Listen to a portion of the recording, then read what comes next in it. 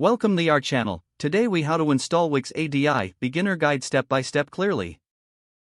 To install Wix ADI, start by navigating to the Wix website. Click on the Start Now button on the home page. If you already have an account, log in using your credentials.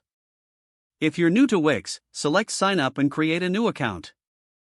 Once logged in, you'll be greeted by an introductory screen. Choose the option for Create New Site. Next, you will be prompted to select a category for your website. Pick the category that best fits your needs, such as business, portfolio, or blog.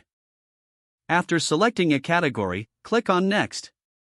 Wix ADI will now ask if you want to create your site using AI technology. Confirm that you want to use Wix ADI by clicking on Yes. You will then be prompted to answer a few questions about your website's purpose. Provide brief answers to help Wix understand your requirements. After answering the questions, click Next.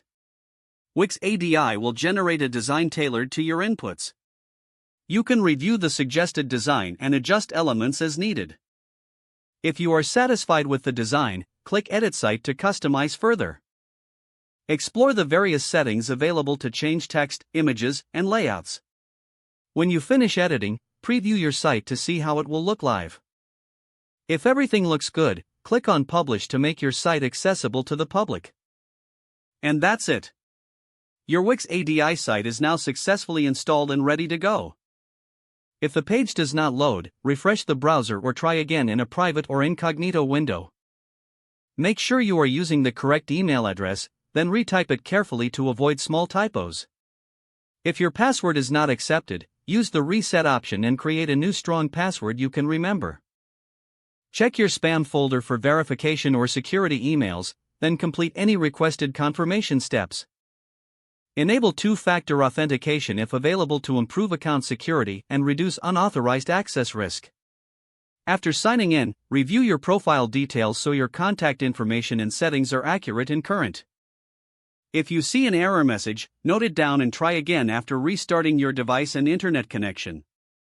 Log out when you finish, especially on shared devices, to keep your account and payment information secure. If the page does not load, refresh the browser or try again in a private or incognito window. Make sure you are using the correct email address, then retype it carefully to avoid small typos. Don't forget to like this video and subscribe to our channel for more step-by-step tech guides.